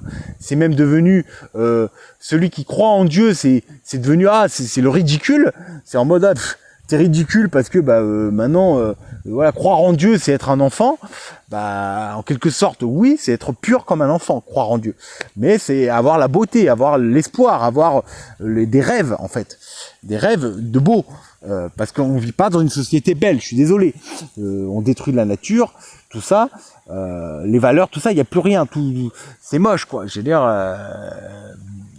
tout est moche. Même l'école, rester autant de temps assis sur une chaise à apprendre des choses très cartésiennes, c'est moche. Ça n'a pas de sens. Voilà, il n'y a plus de vivance, c'est pas de l'expérience réelle. Alors qu'avant, les vacances scolaires, ça servait à travailler avec les parents pour en étant paysan, à travailler l'agriculture. Ça servait à ça les vacances à la base. C'était pour que les enfants puissent donner un coup de main sur le terrain. Donc il y avait encore un enseignement, un apprentissage qui se faisait de génération en génération. Maintenant, il n'y a plus tout ça. Maintenant, c'est devenu le loisir qui a remplacé tout ça. Mais sauf que la nourriture, les meubles et tout, en fait, c'est quand même produit par des grandes entreprises qui sont du coup industrielles, mais qui appartiennent à une élite. Donc cette élite, en fait, c'est nos gouvernants, c'est nos chefs. Et nos chefs, ils veulent nous soumettre encore plus. Ils veulent nous rendre esclaves encore plus. Ils veulent que on soit totalement dépendant d'eux et qu'on soit soumis à eux et qu'on ne soit plus souverain comme avant. Et donc, ils continuent leur idéologie et ça va de plus en plus. Et donc, ils créent des chaos pour nous soumettre. Par exemple, le Covid a été un chaos pour nous soumettre nous. En fait, avant le Covid, c'était les gilets jaunes. Les gilets jaunes, c'était le reste du peuple français, le peuple français encore fier, qui était prêt à se battre, qui avait encore de l'espoir, des rêves de changer, de révolution. Ils les ont fait se lever, ils les ont laissés s'épuiser, ils les ont attaqués, ils leur ont fait peur. Puis une fois que le cortège des résistants, donc le dernier bastion gaulois s'est épuisé, a perdu espoir, s'est soumis, et du coup, hop, ils avaient tout quoi. Et donc ils ont pu commencer à soumettre le peuple entier par la vaccination obligatoire. C'est pour ça que la vaccination du Covid, ça a été du non-sens, mais ça a été pour soumettre le peuple, pour faire accepter au peuple la soumission. 3 fois en plus, 3 fois, tu fais 1 fois, 2 fois, 3 fois, c'est-à-dire que tu ancres vraiment dans l'âme, dans l'esprit, dans les actes, la soumission, l'acceptation à quelque chose de supérieur à toi, qui te dirige, qui te dit fais ça, sans comprendre pourquoi. Voilà, on nous a fait peur, on nous a dit faut faire ça, faut se vacciner, on nous a pas expliqué pourquoi, on nous a pas dit qu'il y avait d'autres solutions, non, on nous a dit il faut se faire vacciner, c'est obligatoire, ceux qui ne le font pas sont des Gaulois réfractaires, sont de la pourriture, etc., faut les séparer des autres, voilà, ils sont méchants, enfin bref, toute cette histoire-là que vous connaissez d'ailleurs. Donc ça a divisé tout le monde. À partir de là, ça a coupé les gens de l'amour. C'était les restes un peu des gens qui avaient encore des liens, qui faisaient encore des câlins entre eux. Il y avait encore des discussions spirituelles, il y avait encore du lien entre les gens. Et on va dire que 2020, ça a été la cassure nette un traumatisme chez les gens et surtout un basculement de la vie extérieure où on était encore en lien à l'extérieur vers une vie intérieure. Quand je dis intérieur, c'est pas l'âme, mais c'est intérieur dans la petite maison, dans son appartement, connecté à Netflix, connecté à son ordinateur et donc coupé du monde extérieur. Donc coupé des autres, coupé de Dieu, etc., quoi. Et ça a permis justement une évolution de TikTok, de Netflix, de tout ça à fond, quoi. Et on va vers cet état-là, en fait. Pour moi, le Covid n'était qu'un prémisse, et pour moi, il y aura encore une autre pandémie qui va encore, mais plus grave encore, plus mortelle, qui va encore amener les gens à s'enfermer encore plus et à aller dans des mondes virtuels encore de plus en plus, quoi. Je pense, hein, c'est pour moi, c'est le chemin auquel on va, quoi. C'est la suite logique des événements qui risquent de nous arriver.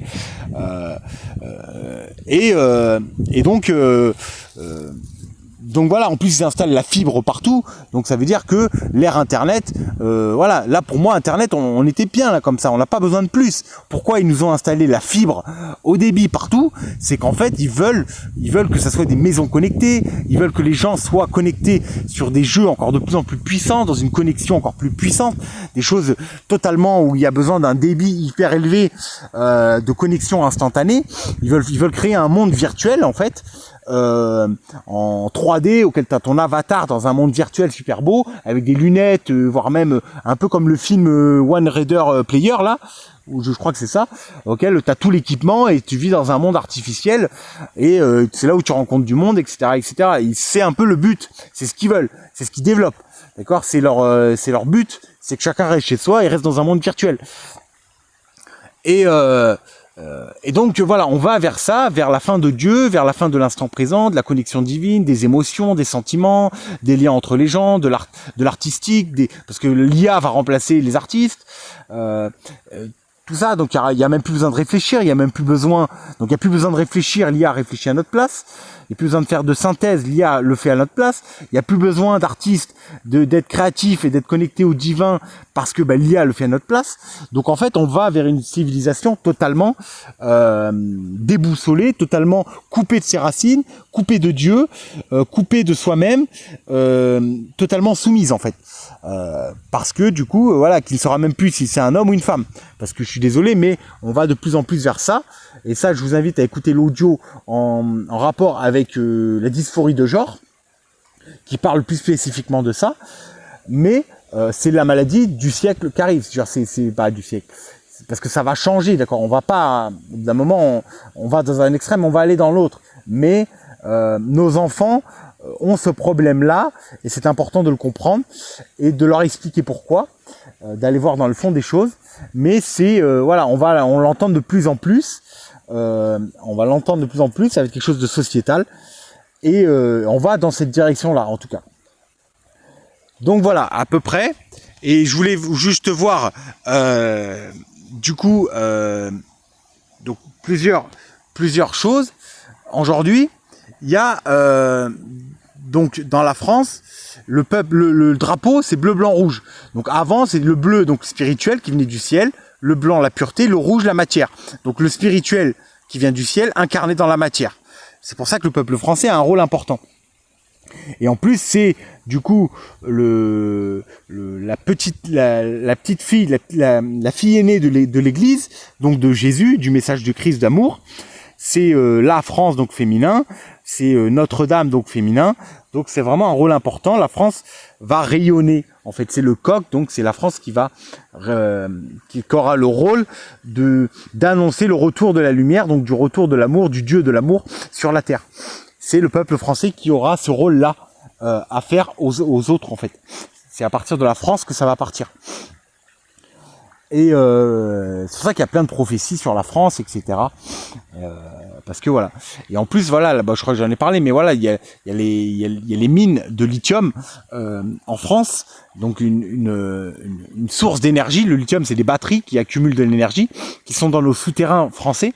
Et en fait, ça accumule de l'énergie céleste dans le sous-sol français. Donc c'est comme si la France était une grande batterie énergétique qui pouvait accumuler de l'énergie. Et c'est pour ça que le gouvernement actuel veut, du coup, faire des grandes mines pour détruire pour soustraire l'énergie, le lithium de nos sous-sols, en fait, de la France. Parce que ce lithium, il est important dans notre équilibre, dans la réception divine, en fait, de l'antenne énergétique. On est une batterie, en fait, on est une batterie divine. Et donc, c'est pour ça que le gouvernement veut enlever cette batterie, en gros. Il veut totalement nous déraciner, enlever tout lien avec le Dieu d'amour. Voilà. Mais sauf que ça va pas arriver parce que, voilà, j'en parle dans d'autres audios, parce qu'il y a des grands cycles, etc. Et que voilà, on va arriver à un extrême, on va passer à l'autre.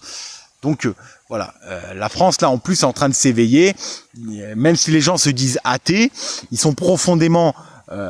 ils sont quand même dans le Dieu de l'amour, d'accord, même s'ils perdent de plus en plus ces valeurs-là et qu'ils vont de plus en plus vers la matérialité, vers la division et tout, mais ils ont encore un fond innocent, un fond d'amour dû à notre évolution graine après graine du peuple français qui s'est fait sur super longtemps, surtout les deux millénaires derniers.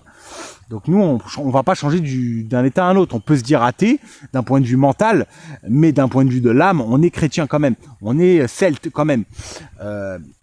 Voilà, on est quand même relié au Dieu d'amour quand même en fait. Malgré qu'on se dise athée. Et athée, c'est bien, c'est-à-dire recherche de vérité. Si tu es un athée et que tu recherches la vérité, que tu essayes de comprendre, eh ben c'est très bien. Si tu es un athée mais que tu veux dominer et que tu as trouvé... que tu crois en certaines choses et que pour toi c'est fixe et que il y a rien d'autre qui peut changer ça, que tout est carré et que tout est millimétré et tout ça, bah là t'es dans l'erreur totale. Il faut te remettre en question et il faut aller creuser ailleurs, il faut aller chercher parce que rien n'est défini. Mais l'athéisme permet en fait aux gens d'aller dans d'autres courants de pensée, d'aller étudier le chamanisme, le magnétisme, l'hypnose, le tarot, la divination, et plein d'autres choses. Et donc ça permet en fait de retrouver Dieu à l'intérieur de nous. Et donc voilà, c'est important que l'homme refasse des expériences par rapport à Dieu, qui se réapproprie Dieu en fait. Après 2000 ans où on est revenu à un état d'innocence d'enfant, maintenant nous devons retrouver notre pouvoir et notre souveraineté, donc nous devons retrouver la maîtrise de Dieu. Mais avant tout, il faut se soumettre à Dieu, il faut accepter Dieu, et après, il faut retrouver les lois de Dieu pour pouvoir agir avec Dieu en conscience. Voilà. Et c'est le rôle de la France dans le monde. Donc je pense que j'ai fait le tour. Ça dure assez longtemps parce que voilà, la France, c'est un sujet très complexe, c'est très lourd. Je veux dire très lourd, non, c'est pas lourd. Mais voilà, il y a beaucoup de choses à dire. Et là, j'ai fait qu'un résumé, d'accord. Il y a plein de choses à dire. Ses colonies, son langage, la langue française, c'est de toute beauté, d'accord. C'est pour moi la langue parfaite.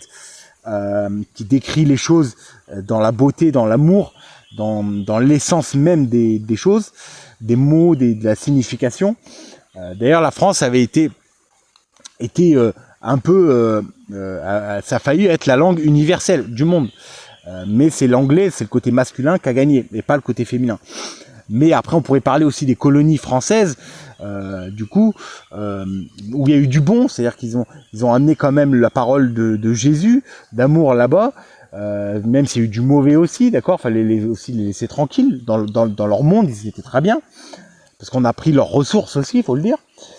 Bon, voilà, il y a plein de choses après à parler, voilà, sur les colonies, sur tout ça, mais le peuple français, c'est pas le plus dominateur, d'accord, il a fait des colonies, mais c'est pas celui, par exemple, tu vois, le peuple espagnol a fait beaucoup d'esclavage. Il y a eu de l'esclavage dans les pays d'Amérique du Sud, par exemple.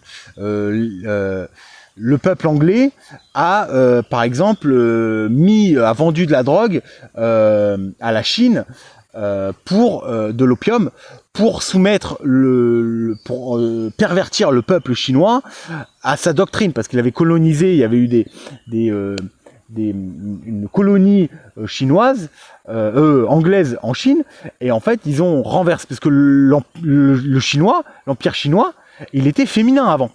Il y a 2 siècles, les Chinois, ils étaient féminins. Même pas il y a 2 siècles, qu'est-ce que je dis, il y a 1 siècle. Il y a un film d'ailleurs qui est magnifique là-dessus, je sais plus le nom, mais avant les Chinois, ils étaient sur le dieu féminin, ils étaient dans la beauté, ils sacrifiaient leur vie pour le dieu féminin. D'accord, mais sauf que ça a été, ils ont totalement basculé de l'autre côté, dieu matériel maintenant, à fond. Avant ils étaient spirituels, ils sacrifiaient leur vie pour la spiritualité, maintenant ils sacrifient leur vie pour la matérialité. Voilà, le chinois est spécifique. Mais voilà. Du coup, voilà, il y a beaucoup de choses. Voilà, l'Empire anglais a envoyé de l'opium pour pervertir le peuple chinois, pour le rendre loc en fait, pour qu'il ne soit plus productif, pour qu'il perde ses valeurs, etc., etc. Donc c'est vicieux, tu vois. Il y a un côté vicieux dans cette technique-là de soumission, quoi. Le peuple français, il a pas vraiment fait de choses graves. Je veux dire, c'est pas lui qui a déclaré des grandes guerres, c'est pas lui qui a fait l'esclavagisme, c'est pas lui qui a fait des génocides ou des choses comme ça. Non, le peuple français, il s'est défendu face à des agressions extérieures. Il a défendu la voie de l'amour dans le monde. Il a essayé de propager la voie de l'amour dans le monde, ses connaissances aussi. Il a essayé d'apprendre des autres, de l'Égypte et des autres populations. Mais voilà, c'est pas un peuple dominateur, le peuple français. C'est un peuple, d'ailleurs il s'est connu un peu pour ça, c'est le peuple un peu de l'amour aussi, des femmes sentimentales, etc. Et un peuple diplomate. Donc la diplomatie, c'est savoir défendre une cause, d'accord, mais par les mots, par le savoir, par la sagesse. C'était ça la diplomatie. Et c'était ça que le rôle, la France avait dans le monde. C'était une sagesse. Sauf que maintenant on l'a plus, quoi. Voilà, même nos scientifiques, nos philosophes, tout ça, ils sont totalement extrêmes masculins. Il y a encore des philosophes, des historiens, tout ça, féminins, qui sont dans la bonne cause, mais ils sont pas mis en avant. Voilà, pas du tout même.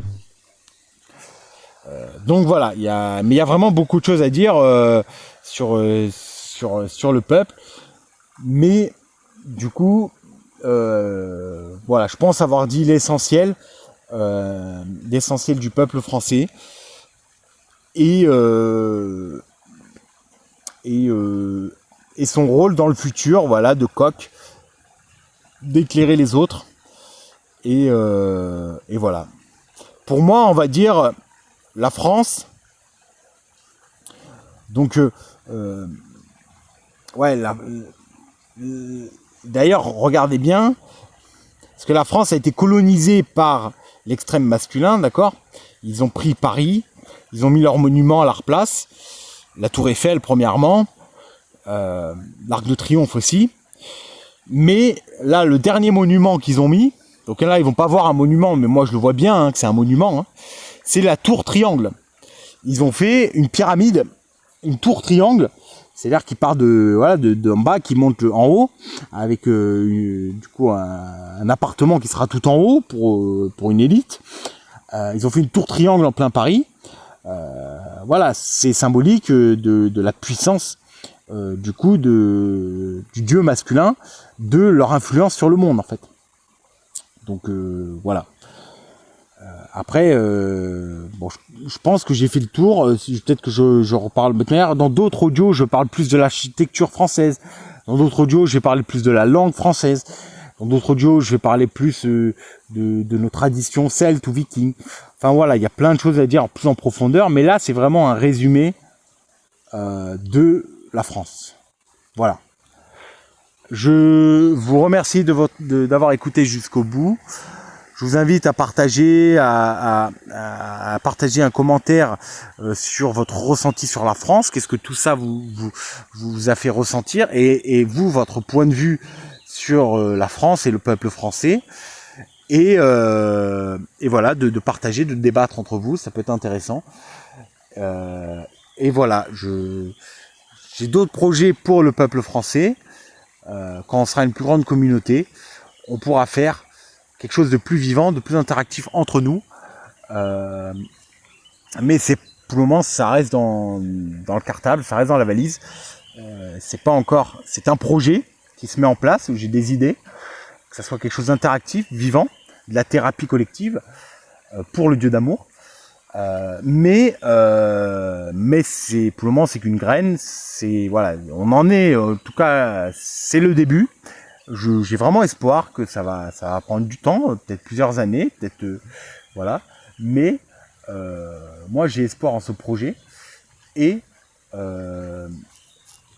j'ai espoir que ça va faire écho à d'autres et que ça, voilà, il y aura tout un mouvement, toute une, voilà, le retour de la lumière, tout simplement, de l'amour. Et donc moi, en tout cas, j'ai beaucoup de projets en tête cela prendra forme quand ça sera le moment, en fait. Pour le moment, c'est le début. Là, en tout cas, au moment où je fais cet audio, c'est les fondations. Voilà, je fais les fondations de quelque chose que j'espère que sera plus durable, plus costaud, plus vivant, qui sera un mouvement même, un mouvement, une défense, quelque chose vraiment qui incarne la France, qui incarne